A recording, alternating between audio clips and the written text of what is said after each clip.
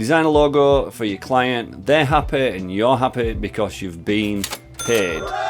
What if you could have made more money out of that one single transaction?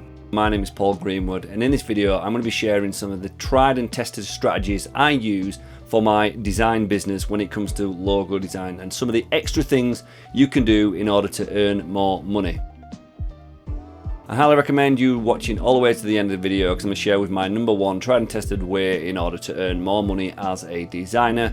There's also a PDF document, first link in the description, where I've got a checklist of things that you can ask to your client in order to earn more money. Somebody's come to you and they wanted a logo design. It might be a new business, it might be a rebrand, it might be they just want their logo vectorizing. Now there's an opportunity here to add an extra package to that logo design, and that is to create a logo pack. In the future, your client is going to use this logo for all different things. It might be that they put it onto a garment, a website, use it for social media, or even have their logo animated. When you're creating your logo pack, the essentials you're going to need is a JPEG. This could be used for web, and also a PNG with a transparent background could be used for social media and web.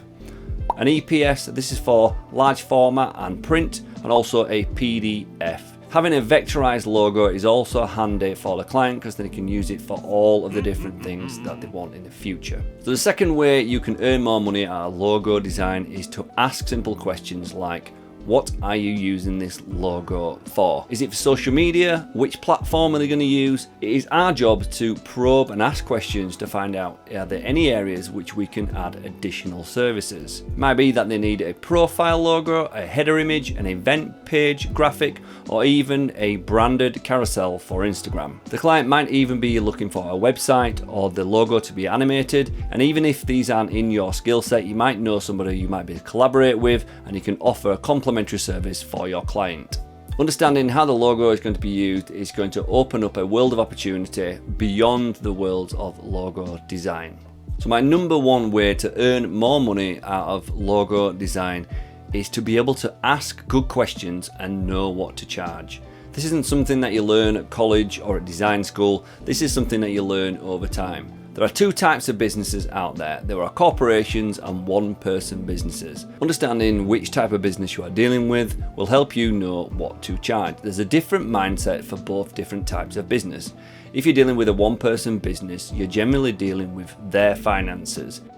If you're dealing with a corporation, it's normally business money, there's normally a corporate structure, and there's more money, and it's not a personal decision to spend that money.